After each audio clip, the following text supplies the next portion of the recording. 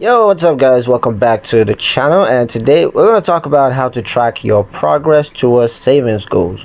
Now, it's easy to stay motivated when you clearly see how far you've come, and Cleo provides clean visual trackers for each goals. Now, for tracking progress, all you got to do is open up Cleo's app, and then you're going to tap the Save tab.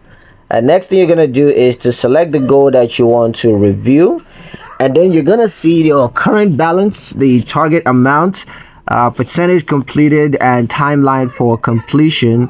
You can, if you want to set a deadline, you're gonna see the timeline for completion. Now you can also try to tap history to show every contributions, and you can use chats to ask how's my savings goals progress, or how much do I need to save for my goal. You can have things like that, just to show you more information.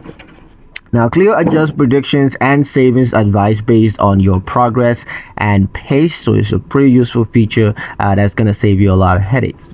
That's pretty much it for the video, guys. Hope you liked it. Hope you found the information useful enough. If you did, like the video, comment down below, let me know what you thought. Share the video with your friends and subscribe to the channel if you haven't done so already. And I'll see you guys in the next one.